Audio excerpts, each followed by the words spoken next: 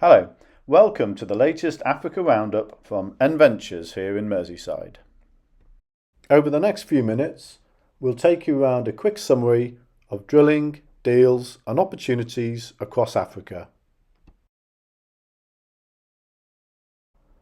E&A drilling remains strong in North Africa, especially in Egypt, where notably Calder continued to drill, Capricorn, and Dragon Oil recorded an oil discovery in northeast Ramadan.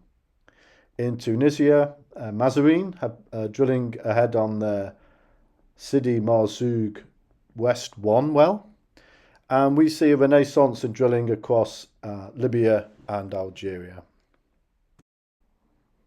Moving to sub-Saharan Africa, offshore Benin, the REC subsidiary Akrake are sounding very confident on the Seme redevelopment in shallow waters there, with a MOPU and a floating storage unit in place.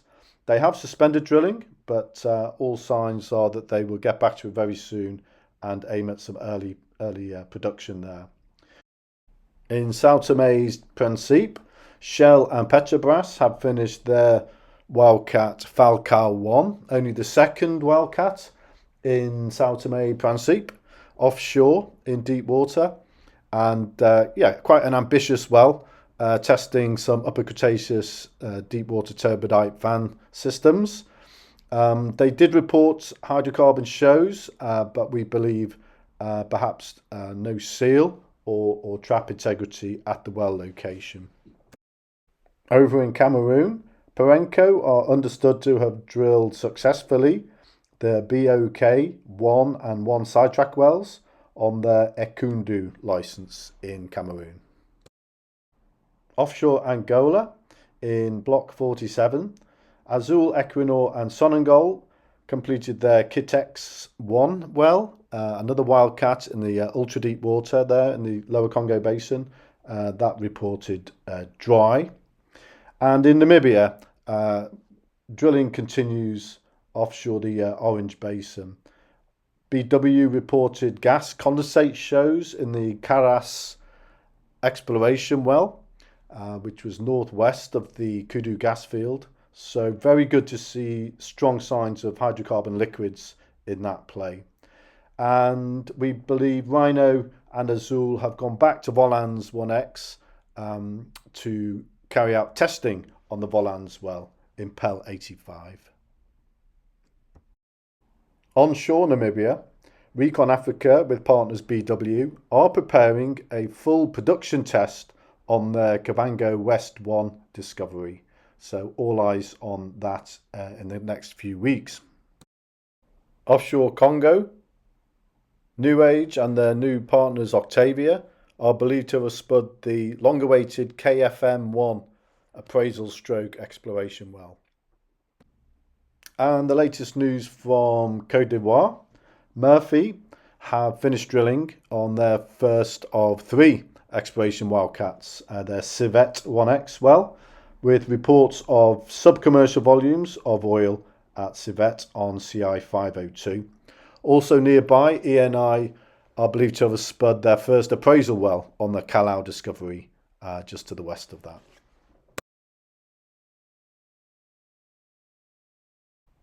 We've seen a notable increase in the awards of new exploration acreage across North Africa and West Africa in the last few months.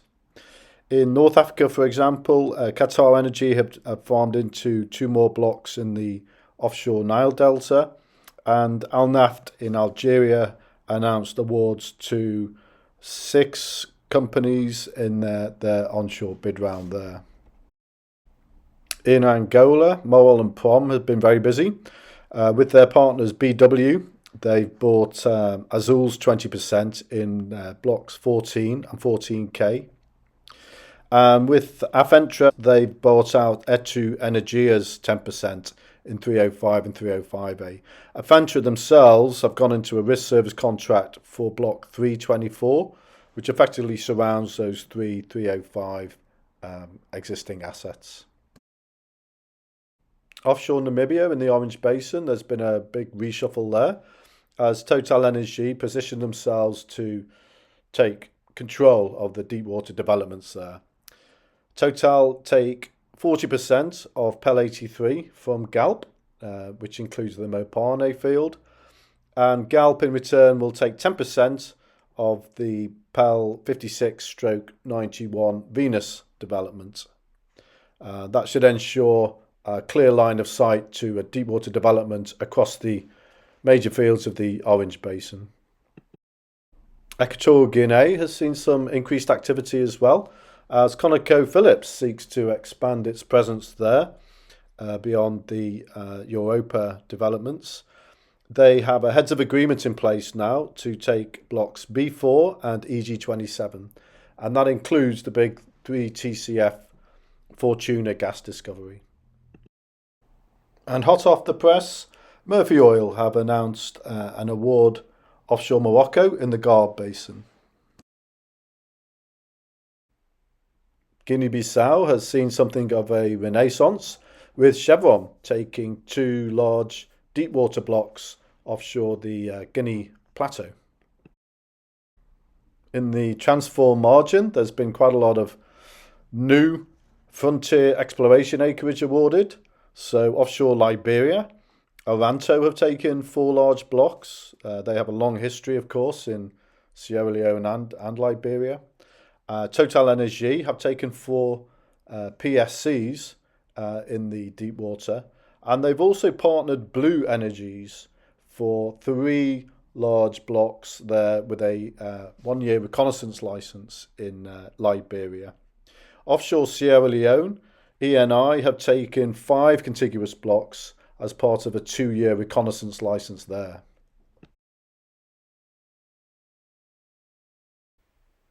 Bid round and direct negotiation opportunities picking up ahead of steam across the African continent.